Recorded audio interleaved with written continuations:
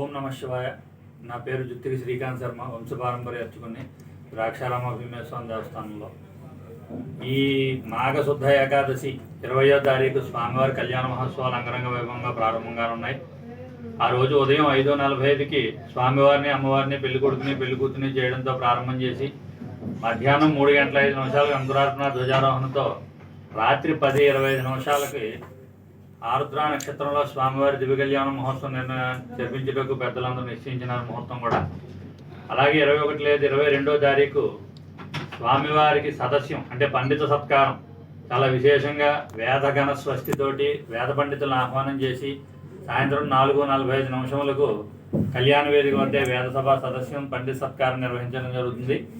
23వ తారీఖు స్వామివారి రథోత్సవం చాలా అత్యంత వైభవపేతంగా ఉంటుంది. ద్రాక్షారం రథోత్సవం అంటే అందరికీ తెలిసిందే. అది ఆ రోజు మధ్యాహ్నం 2:35 స్వామివారి గుడి ఆలయం వద్ద బయలుదేరి వెలంపాలెం మీదుగా వేగాయంపేట చేరుకుని సాయంత్రం 6 గంటలకు వేగాయంపేటలో అక్కడ ఆస్థాన పూజ స్వామివారికి విశేషంగా అర్చనలు అవి జరగడం జరుగుతాయి.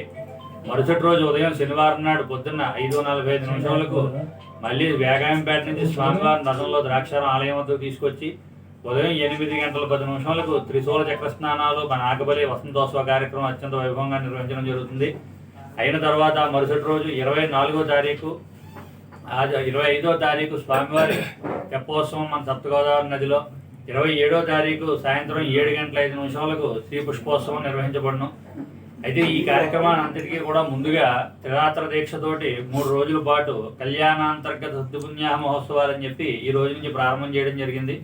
ఈ రోజు ఉదయం 8:35 ఆలయంలో మంత్రలోపం కానీ క్రియాలోపం కానీ భక్తి లోపం కానీ ఏ లోపం ఉన్నా సరే ఈ కార్యక్రమం చేసుకోవడం వల్ల ఆ లోపాలన్నీ కలిపిపోయి ఆలయం అంతా శుద్ధి అవుతుందని చెప్పి మనకి ఆగమంలో కూడా చెప్పబడి ఉంది. ఈ కార్యక్రమాలన్నింటినీ కూడా మన భక్తులందరూ కూడా దర్శించి స్వామివారి కృపకు పాత్రలు కావాల్సిందిగా కోరుతున్నాం.